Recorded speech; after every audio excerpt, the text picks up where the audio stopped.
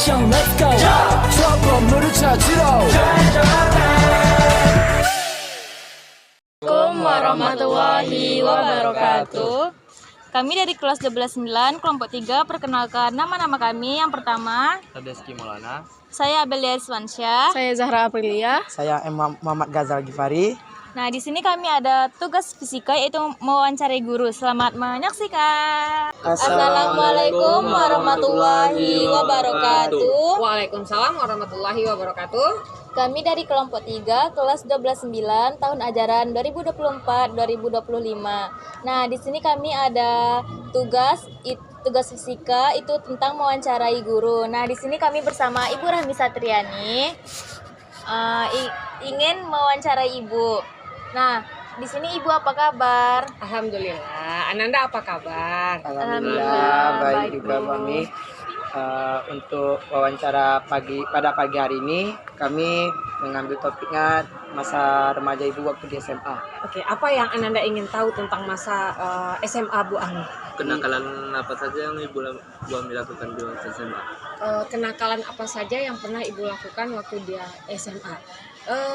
Rasanya kalau untuk masa SMA, kenakalan-kenakalan yang dilakukan hampir tidak ada, kecuali Ibu pernah bersama dengan teman satu kelas, kami cabut berjamaah hanya karena kami ingin memberikan dukungan untuk tim bola basket sekolah kami yang waktu itu berlomba pada kejuaraan tingkat provinsi di sana di tempat ibu sekolah. Jadi karena kami ingin menjadi supporter, ya udah kami tinggalkan kelas dan kami pergi nonton basket. Itu paling yang ibu ingat. Yang lain nggak ada. Alhamdulillah. Bu Ami masa SMA-nya diisi dengan hal-hal yang positif. Ibu aktif di ekstrakurikuler seperti layaknya Ananda.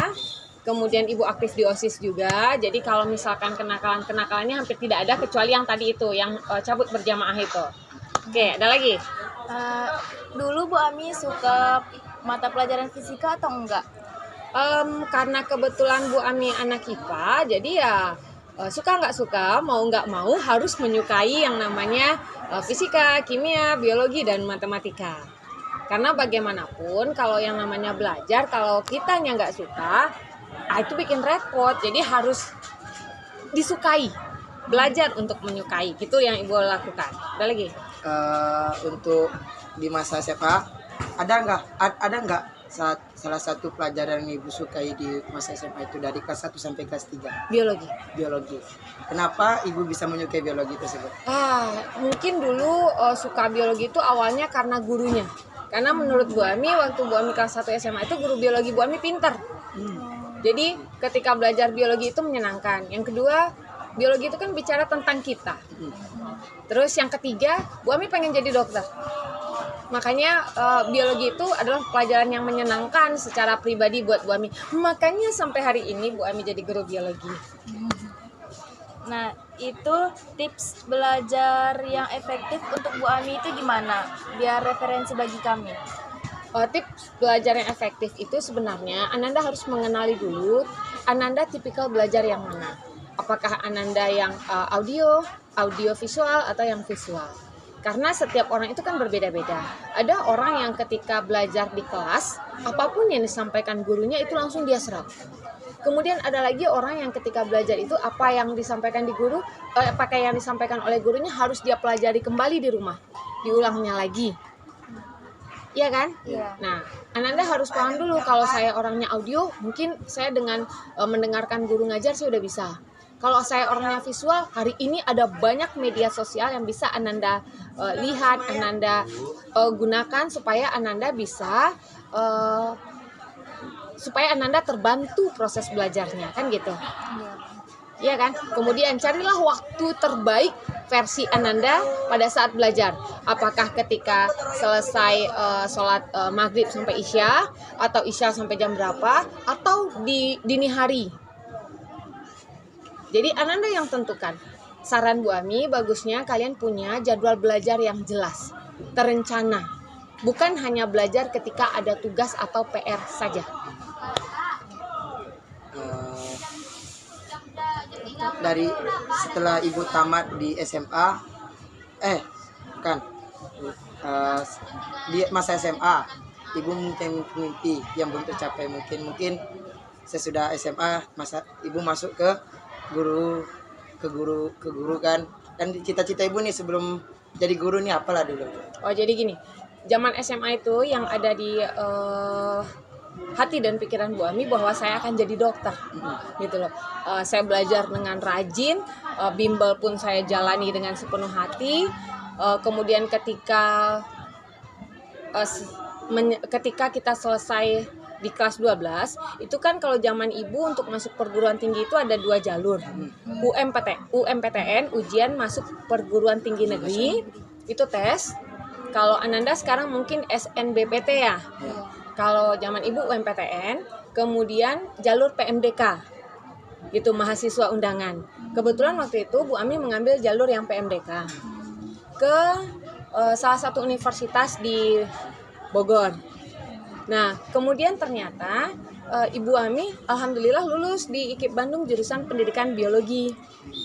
Nah, dari sana Bu Ami mulai tuh resah antara cita-cita dan kenyataan. Diambil pendidikan biologi, sementara mimpi dan cita-cita mau jadi dokter. Nggak diambil pendidikan biologi, nggak bersyukur. Orang belum lulus, kita udah lulus. Kan gitu. Kan orang harus lewat UMPTN nih, kita udah lewat jalur mahasiswa undangan. Akhirnya Bu Ami ambil, Bu Ami jalani. Namun di tahun kedua, karena cita-cita masih digantungkan di langit itu, Bu Ami ikut serta dalam ujian masuk perguruan tinggi negeri di tahun keduanya. Dan yaitu tadi jiwa muda, kemudian cita-cita yang menggebu, dan kadang tidak berpijak pada realitas yang ada. Akhirnya kita kekurangan informasi. Waktu Bu Ami mengikuti UMPTN itu, Bu Ami mengambil yang IPC, ilmu pengetahuan campuran. Artinya ketika ibu anak IPA, ibu boleh mengambil jurusan sosial. Jadi pilihan ibu ketika UMPTN itu, ibu ambil jurusan kedokteran umum, kemudian kedokteran gigi. Satunya lagi itu asal. Saking asalnya, karena kebetulan Bu Ami dengan adik Bu Ami itu jarak sekolahnya cuma 1 tahun, jadi adik Bu Ami juga ikut MPTN di tahun yang sama. Bu Ami telepon nih adik Bu Ami yang lagi bimbel di Jogja. Bu Ami tanya, Dek, kamu ngambil jurusan apa? Dia bilang, saya ngambil hukum sama hubungan internasional. Di mana? Di UGM di Jogja gitu. Saya bingung, saya ngambil IPC, untuk jurusan sosialnya saya ambil apa ya? Akhirnya adik Bu Ami bilang bahwa ya udah kamu ambil aja hukum. Nanya lagi nih Bu Aminya, di mana gitu kan? Adik Bu Ami referensi ke ya udah kamu ambil aja ke Universitas Andalas ke Padang, karena kebetulan kami kan berasal dari Sumatera Barat nih. Dah sampai di situ. Ya udah Bu Ami isi, Bu Ami selesaikan, Bu Ami ikuti ujian masuk perguruan tinggi-nya dengan sepenuh hati. Kan cita-cita mau jadi dokter nih ceritanya. Belajar, luar biasa lah perjuangannya, sampai pada hari kelulusan tiba. Di zaman Bu Ami, kelulusan itu diumumkan melalui koran nasional. Jadi seharian itu koran tuh isinya mahasiswa-mahasiswa yang lulus di universitas negeri se-Indonesia. Tiba-tiba teman Bu Ami di kampus datang ke kosan Bu Ami untuk memberitahukan bahwa selamat ya, kamu lulus. Kan happy tuh, kan senang jadi dokter kan gitu. Ternyata kenyataannya lulusnya di pilihan yang kita telepon tadi, di pilihan yang tidak kita pikirkan, di pilihan yang tidak kita perhitungkan dengan matang, yang hanya kita tanya dan kita tidak tanya diri kita, tapi kita nanya pendapat saudara kita kan gitu, padahal yang menjalaninya kan kita. Benar nggak? Dan menurut Bu Ami itu salah satu kesalahan paling fatal.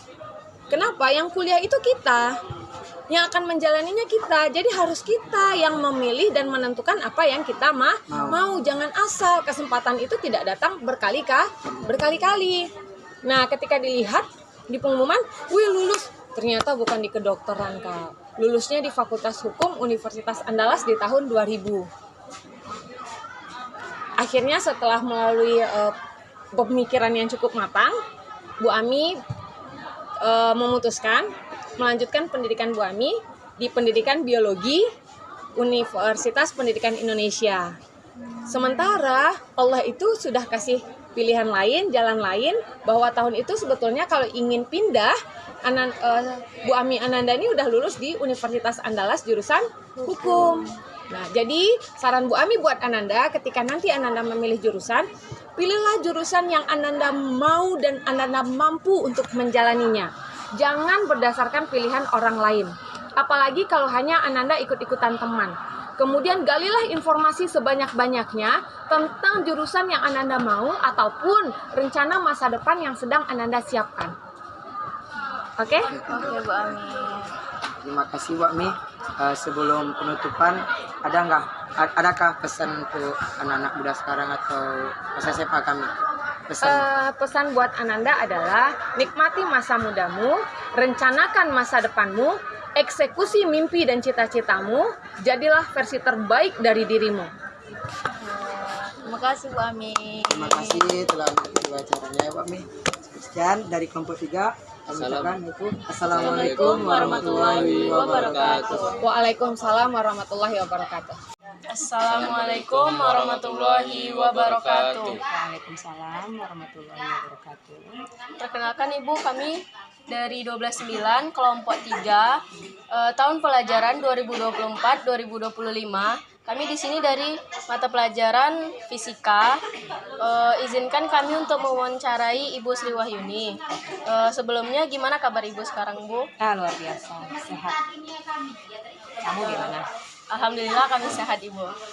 Oke, yang pertama-tama kami akan menanyakan gimana sih waktu Ibu SMA, ada nggak mata pelajaran yang paling Ibu sukai?